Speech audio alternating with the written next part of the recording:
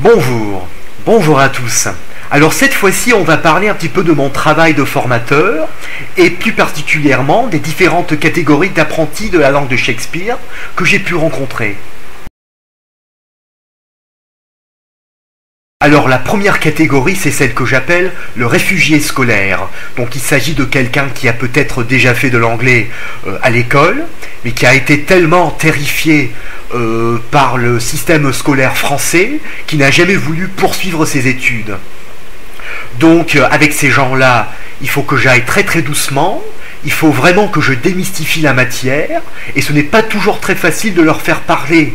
Mais c'est vrai qu'au bout d'un certain temps, ils commencent à avoir un peu plus de confiance en eux, et je trouve ça très enrichissant.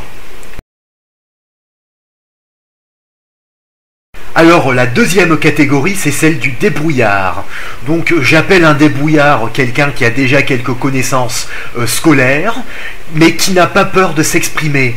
Donc c'est quelqu'un qui sait très bien qu'il a des lacunes, mais il ose tout de même ouvrir la bouche et commencer à faire des phrases. Et donc c'est avec ces gens-là que j'ai peut-être le moins de mal à travailler, parce que je prends énormément de plaisir à aider ces gens à progresser. Alors les personnes de la troisième catégorie sont celles que j'appelle les académiciens. Donc c'est-à-dire des gens qui ont fait des études supérieures d'anglais, qui connaissent des expressions que même les natifs ne connaissent pas, qui ont lu les travaux de Shakespeare de A à Z, mais qui prononcent le tout avec l'accent de Molière. Donc ces gens-là, je prends énormément de plaisir à travailler avec eux, parce qu'en général, ils partagent ma passion pour les langues.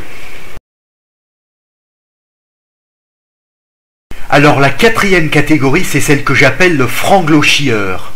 Donc c'est-à-dire quelqu'un qui a peut-être passé 6 mois, 1 an dans un pays anglophone, mais en fait qui se prend pour un maître de conférence. Donc à chaque fois que je mets quelque chose sur le tableau, cette personne-là va commencer à me dire que ça ne va pas, qu'il faut le dire d'une autre façon.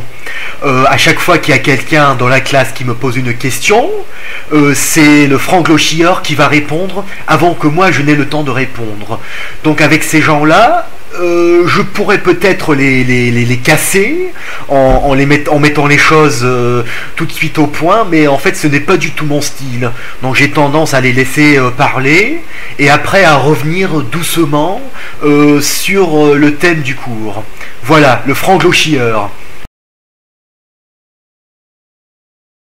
Alors la cinquième catégorie, c'est celle que j'appelle l'expatrié détendu.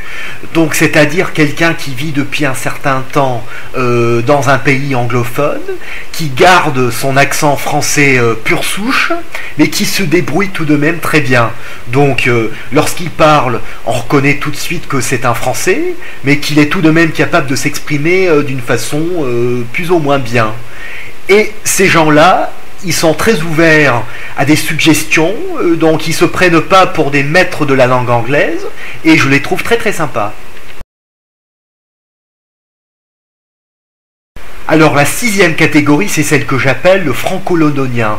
Donc c'est-à-dire quelqu'un qui vit en Angleterre ou dans un autre pays anglophone depuis un certain temps et qui commence à imiter l'accent qu'il entend autour de lui, ce qui est une bonne chose. Mais des fois ils le font à tel point que ça devient même un peu artificiel. Et les sons qu'ils produisent sont des sons un peu bizarres parfois. Même s'ils parlent un anglais très courant, ils ne parlent pas toujours avec le bon registre. Donc ils sont pas tout à fait capables de se débrouiller dans toutes les situations possibles. En plus de ça, ils sont pas très ouverts aux suggestions pour améliorer leur anglais, donc ils restent un petit peu fermés. Donc c'est avec ces gens-là que j'ai peut-être le plus de mal à travailler. Voilà, les franco-londoniens. Voilà donc quelques catégories que j'ai pu rencontrer dans mon travail de formateur. Peut-être que vous vous reconnaissez dans certaines de ces catégories. N'oubliez pas que quel que soit votre niveau, il y a toujours quelque chose à apprendre. Pour moi en français c'est pareil, parce que je sais très bien que je suis loin de maîtriser le français, donc je travaille tous les jours, je fais des petits exercices pour travailler mon accent, pour travailler ma prononciation, pour travailler ma grammaire, tout ce qui est linguistique que je travaille tous les jours. Donc j'espère que cette vidéo vous a plu et à très bientôt sur YouTube. Au revoir.